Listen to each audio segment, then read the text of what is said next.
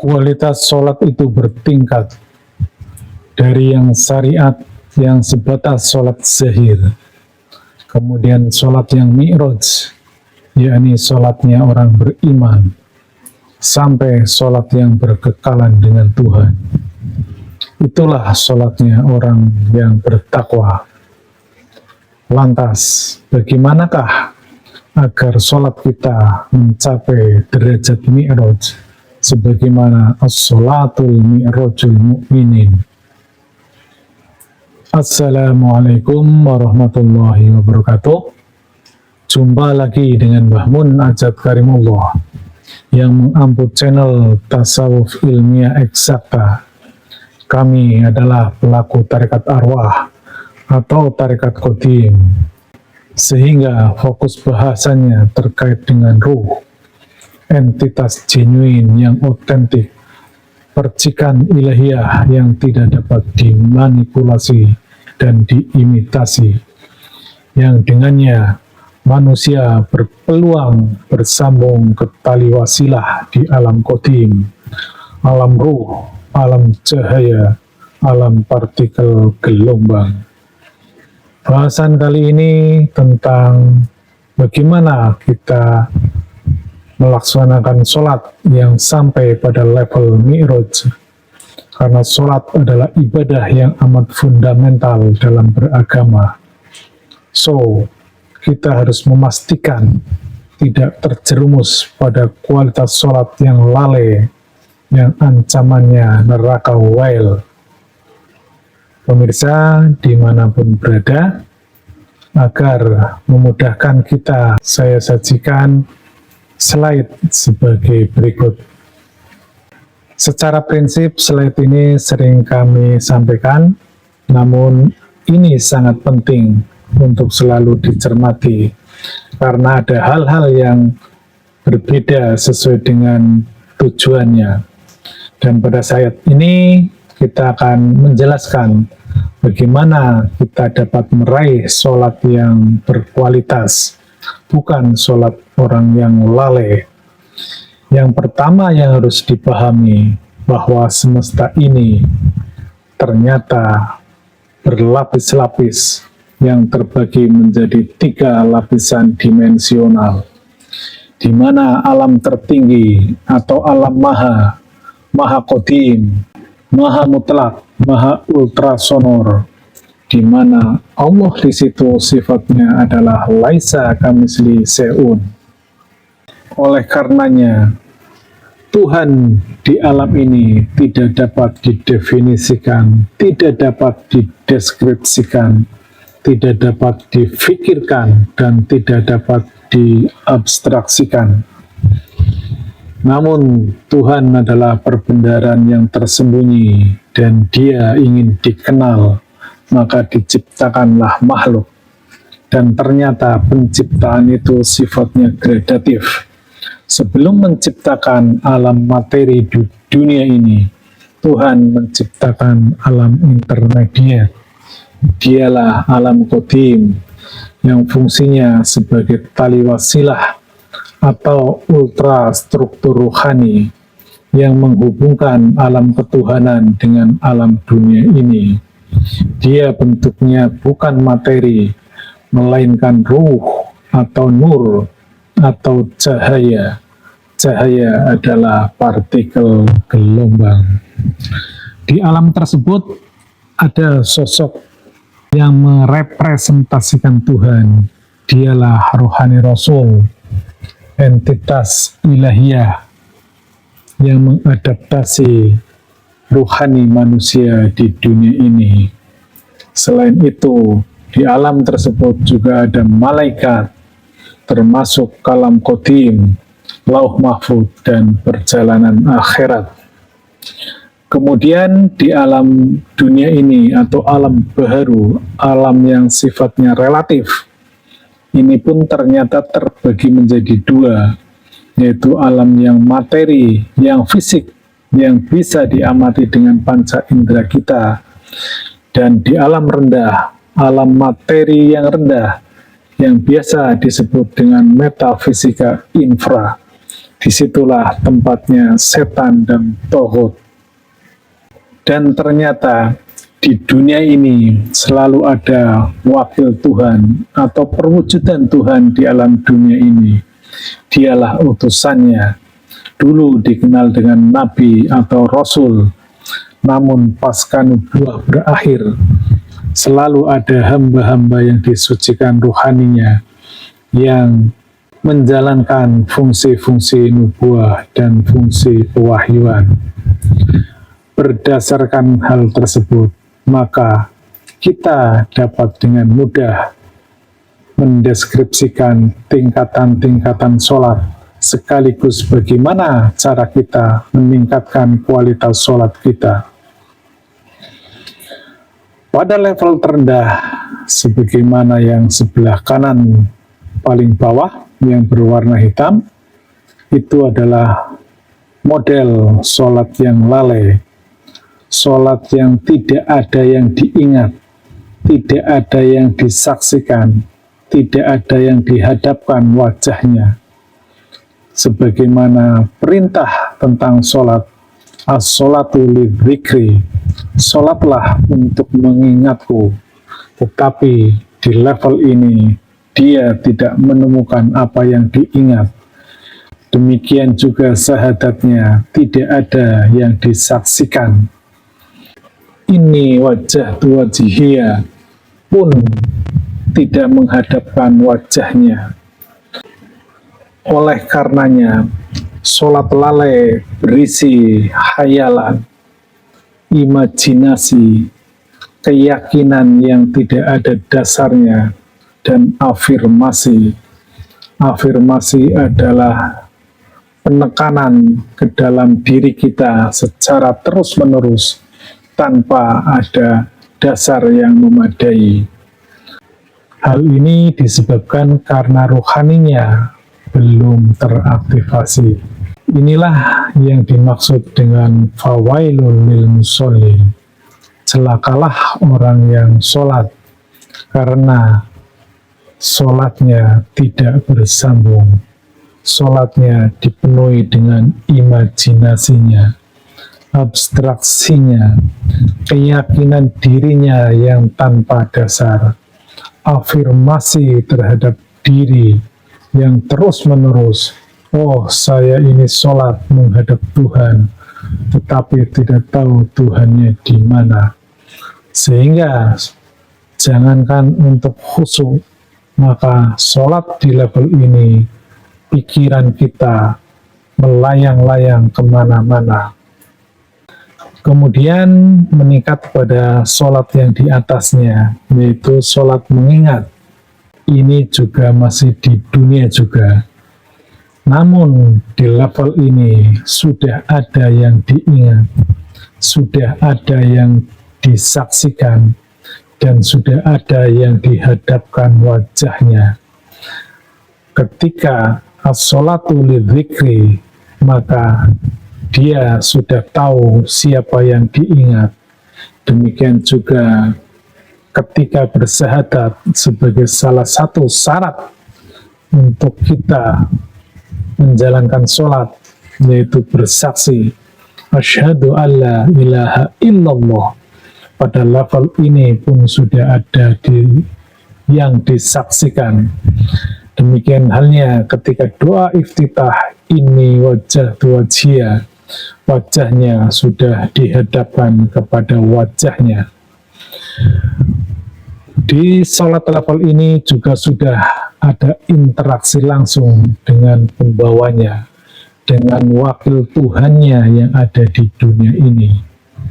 Dahulu namanya adalah nabi atau rasul, namun pasca nubuah, Tuhan selalu mengirimkan hamba yang disucikan rohaninya untuk menjalankan fungsi nubuah dan pewahyuan.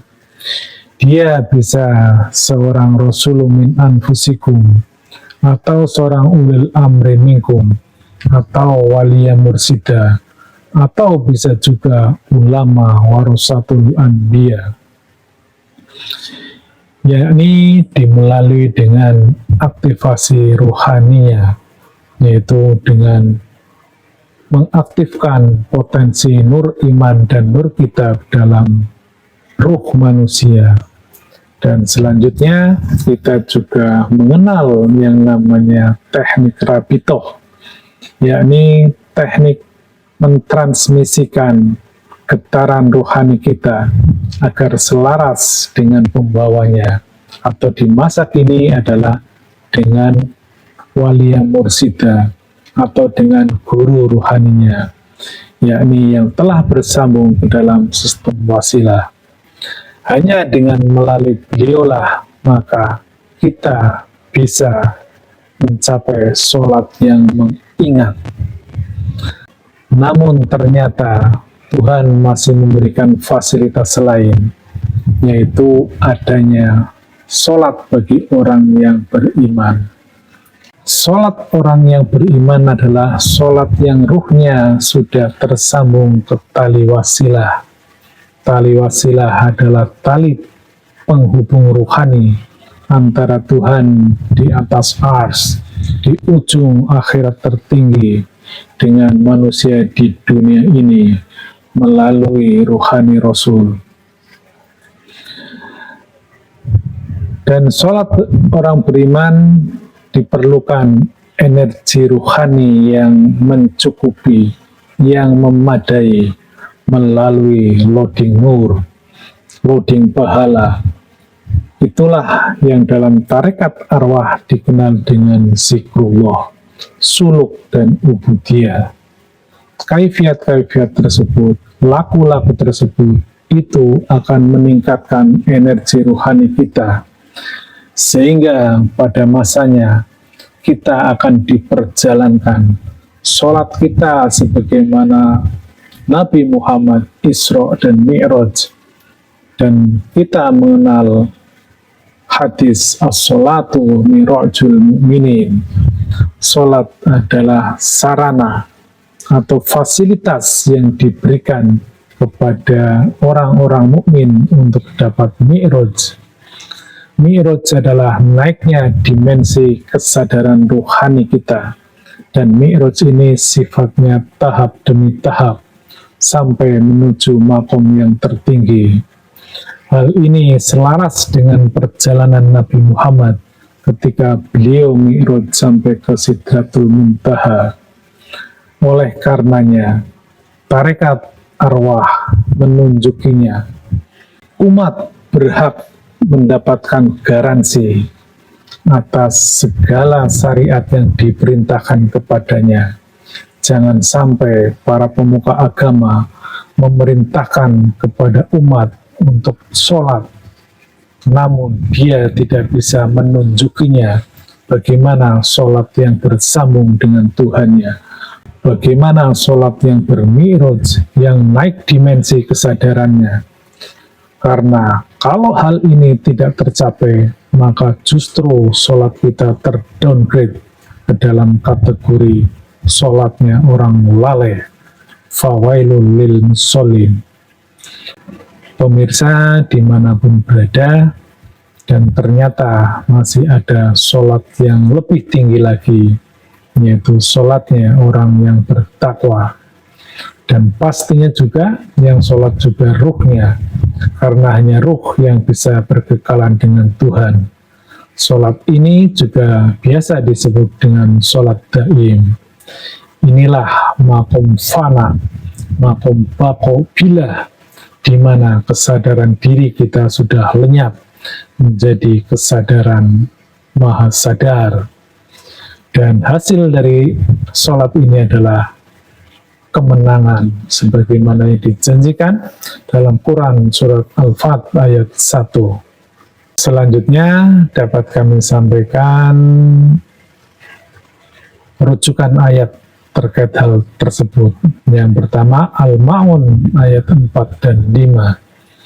Fawailul lil musallin alladzina hum an salatihim sahun.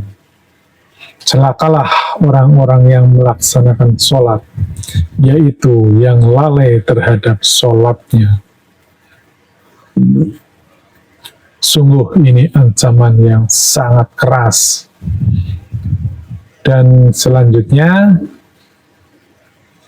sholatnya orang beriman. Ini juga harus kita pahami dan kita sadari. Karena orang beriman tidak hanya sebatas mengaku, sebagaimana orang Arab Badui yang berkata, "Kami telah beriman ya Rasul." Namun apa jawab beliau? "Kamu baru berislam, karena iman belum masuk ke dalam dadamu." Kita patut untuk muhasabah, untuk bercermin diri. Sekelompok manusia mendatangi Rasulullah, bertemu langsung dan menyatakan, "Saya beriman ya Rasul." Tetapi jawab Rasul, "Kamu belum beriman." Bagaimana kita yang terpisah 14 abad kemudian? Ini perlu menjadi perenungan yang sangat dalam.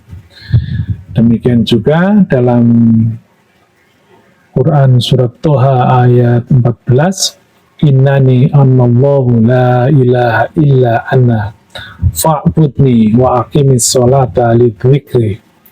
Sesungguhnya aku adalah Allah, tidak ada Tuhan selain aku, maka sembahlah aku dan tegakkanlah sholat untuk mengingatku. Ayat ini mempunyai makna yang sangat dalam. Yang pertama, menunjukkan bahwa Nabi Muhammad adalah perwujudan Tuhan di muka bumi ini, sehingga beliau menyatakan, "Sungguh aku adalah Allah."